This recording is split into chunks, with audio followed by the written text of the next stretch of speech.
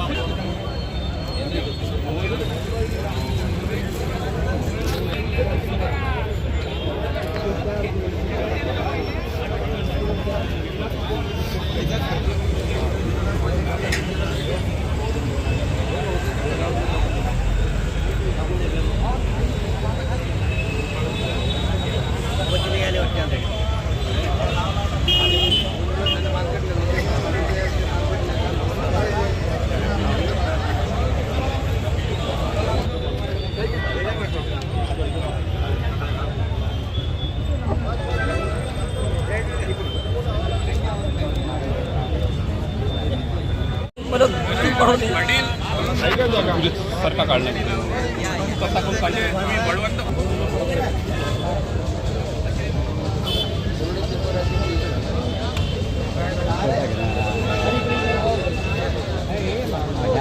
हाय हाय निषेध असो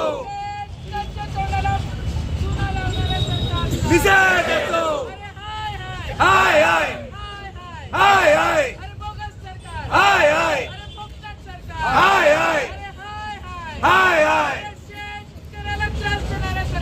निषेध असो निषेध असो हाय हाय हाय हाय हाय हाय हाय हाय हाय हाय निषेध असो तानाशाही नहीं करेगी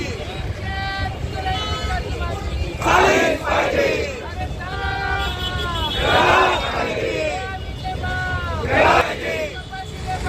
मिळालाच पाहिजे आणि म्हणतो पाय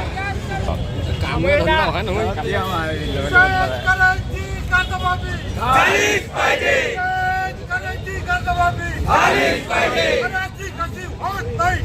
मिळालाच पाहिजे मिळालाच पाहिजे मिळालाच पाहिजे मिळालाच पाहिजे मंडळी आहे जी सत्तेत आहे ती चुनावी जुमला करत असते आणि त्यांनी देवेंद्रजींनी स्पष्टपणे म्हटलेलं आहे की आमची सरकार आली तर आम्ही सातबारे कोरे करू। मग आता परत निवडणुका आल्या त्यांच्यासमोर सातबारे कोरे करणारे की आज गरज आहे, आज धानाला भाव नाही आहे, आज कपाशीला भाव हे देऊ शकत नाही आहे, आज सोयाबीनला भाव नाही काय, आज तुरीची खरेदी त्या ठिकाणी व्यवस्थित होत नाही आहे, काय चाललेलं आहे सरकारचं। ही जी सरकार बसलेली आहे सत्तेमध्ये ही शेतकरी विरोधी सरकार आहे। यांना शेतकऱ्यांचं काही घेणं देणं नाही आहे, यांना फक्त व्यापाऱ्यांचं घेणं देणं आहे आणि त्याच्या निषेधार्थ शेतकऱ्यांच्या समर्थनार्थ आज काँग्रेस रस्त्यावर उतरलेली आहे। आम्ही मूळ सगळेच जण शेतकरी आहोत, आम्हाला माहिती शेतकऱ्यांचे काय हाल होत आहेत आणि कशा प्रकारे हे सरकार चालवण्याचं काम हे लोक करत आहेत, हे सहन केलं जाणार नाही। शेतकऱ्याला हे सहन होत नाही आहे, सरकारचा निषेध आहे आणि 7/12 कोरा झाला पाहिजे अशी मागणी आमची आहे। महाराष्ट्र प्रदेश काँग्रेस कमिटीच्या वतीनं हे संपूर्ण महाराष्ट्रभर शेतकऱ्यांच्या प्रश्नावर आंदोलन उभारलेलं आहे।